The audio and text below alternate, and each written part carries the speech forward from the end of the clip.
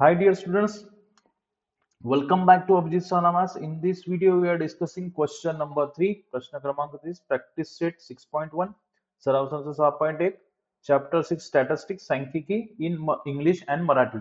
तर प्रश्न क्रमांक 3 आहे, एका दिवशी दूध विक्री केंद्रावरून 50 ग्राहकांना वितरित केलेल्या दुधाची वारंवारता वितरण सारणी दिलेली आहे. त्यावरून वितरित केलेल्या दुधाचा मध्य सरळ पद्धतीने काढा. तर इथे टेबल दिलेला दूध वितरण इथे वर्ग दिलेला आहे 1 ते 2, 2 ते 3, 3 ते 4, 4 ते 5 आणि 5 ते 6 आणि इथे वारंवारता दिलेली आहे. एफआय ची किंमत ग्राहक संख्या 17, 13 आणि 10, 7 आणि 3. तर आपण हे इथे लिहायचं आहे. तर पहिला वर्ग आहे 1 ते 2, 1 ते 2 वर्ग आपण इथे लिहिला. त्यानंतर 2 ते 3 लिहिलं, त्यानंतर 3 ते 4, त्यानंतर 4 ते 5 लिहिलं आणि 5 ते 6 वर्ग आपण बघा आपण हे सर्व वर्ग इथे लिहिलेला आहे 4 ते 5, 5 ते 6. आता आपल्याला वर्गमध्य काढायचा आहे. वर्गमध्य म्हणजे 1 आणि 2 याचा आपल्याला सरासरी काढायचा आहे. म्हणजे 1 अधिक 2 छेद 2 बरोबर 3 छेद 2. जर 2 ने आपण 3 ला भागलं तर 1.5 येते. अशा प्रकारे आपल्याला प्रत्येक वेळेस सरासरी काढायची आहे. आता 2 आणि 3 ची सरासरी काढायची आहे. 2 अधिक 3 छेद 2 म्हणजे 5 छेद 2 म्हणजे हा 2.5. अशा प्रकारे आपल्याला इथे सरासरी काढायची आहे. त्यानंतर 3, 4 ची सरासरी आपण इथे 3.5 मिळाली. 4, 5 ची सरासरी 4 अधिक 5 छेद 2 म्हणजे 9 छेद 2 बरोबर जे 9 ला 2 ला भागलं तर 4.5. अशा प्रकारे आपल्याला प्रत्येक वेळेस याची सरासरी काढून आपल्याला इथे लिहायचं आहे. ती जी किंमत आहे ती xi ची किंमत आहे.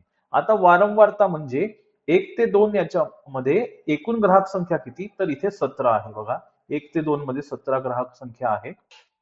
1 ते 2 मध्ये 17 ग्राहक संख्या आहे म्हणून 1 ते 2 हे 17 ग्राहक संख्या आल्या. 2 ते 3 मध्ये 13 ग्राहक संख्या आहे. 2 ते 3 मध्ये 13 ग्राहक संख्या आल्या. 3 ते 4 मध्ये 10 ग्राहक संख्या आहे. मग 3 ते 4 मध्ये इथे 10 ग्राहक संख्या इथे आलेल्या आहेत. त्यानंतर 4 ते 5 मध्ये 7 ग्राहक संख्या आहे आणि 5 ते 6 मध्ये 3 हे ग्राहक संख्या आहे. म्हणजे हा एकूण या एफआय च्या किमती आहे. आता इथे एफआय च्या किमती आपण इथे बरोबर लिहिलेल्या आहे. आता आपल्याला एकूण एफआय काढायचं आहे. म्हणजे समेशन ऑफ एफआय, एकूण एफआय च्या किमती काढायच्या असल्या तर आपल्याला या सर्वांची बेरीज आपल्याला इथे करावी लागते. 17 अधिक 13 अधिक 10 अधिक 7 अधिक 3 या सर्वांची बेरीज आपल्याला इथे करून म्हणून एकूण एफआय बरोबर आपल्याला इथे काय मिळालेलं आहे, 50 मिळालेलं आहे. आता एकूण एफआय एक्सआय म्हणजे काय होणार, एफआय म्हणजे या रकान्याची एक्सआय म्हणजे या रकान्यासोबत आपल्याला गुणाकार करायचा आहे. तर पहिला गुणाकार एक्सआय एफआय चा म्हणजे हा जो एक्सआय आहे याचा गुणाकार एफआय सोबत करायचा म्हणजे 1.5 छेद गुणिला 17 म्हणजे 25.5 इथे येणार. त्यानंतर 2.5 गुणिला 13 म्हणजे 32.5 येणार. त्यानंतर 3.5 गुणिला 10 म्हणजे इथे 35 येणार. त्यानंतर 4.5 गुणिला 7 म्हणजे इथे 31.5 येणार. त्यानंतर 5.5 गुणिला 3 म्हणजे इथे 16.5 येणार. त्यानंतर ज्याप्रमाणे आपण एकूण एफआय काढला त्याचप्रमाणे इथे आपल्याला एकूण एफआय एक्सआय काढायचं आहे. मग एकूण एफआय एक्सआय काढण्यासाठी आपल्याला 25.5, 32.5, 35, 31.5 आणि 16.5 या सर्वांची आपल्याला काय करायची आहे, बेरीज करायची आहे. आणि बेरीज केल्यानंतर आपल्याला एकूण एफआय एक्सआय हे किती मिळत आहे, 141 मिळत आहे. म्हणून आपण इथे एकूण एफआय ची किंमत 50 आणि एकूण एफआय एक्सआय ची किंमत आपण इथे 141 आपल्याला इथे मिळालेली. एकूण एफआय एक्सआय आपल्याला 141 मिळालेला आहे आणि एकूण एफआय आपल्याला इथे 50 मिळालेला आहे. आपल्याला मध्याचं सूत्र माहित आहे, मध्य बरोबर एक्स बार बरोबर एकूण एफआय एक्सआय छेद एकूण एफआय.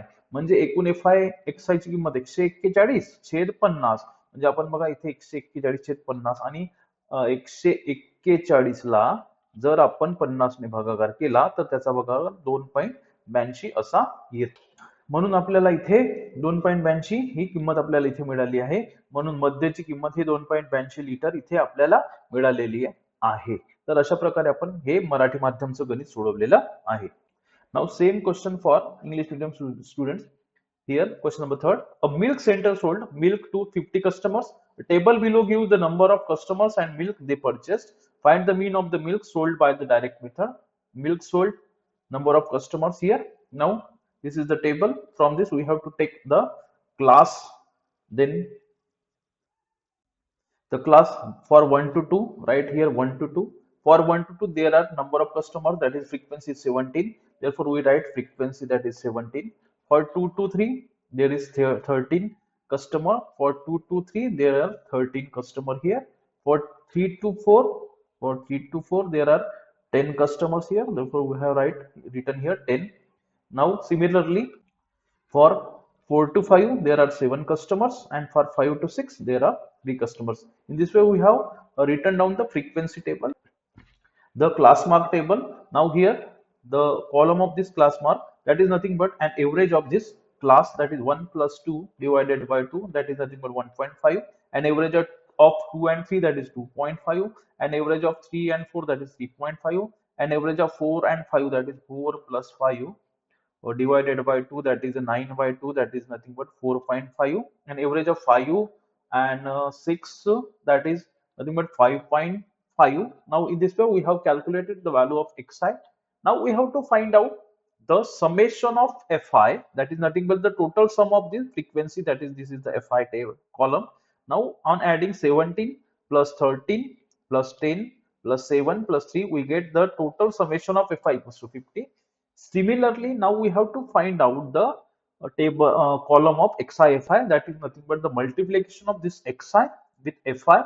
Now this 1.5 is multiplied with 7, that is 1.5 into 7, 17, we get, sorry, this is 17, we get 25.5.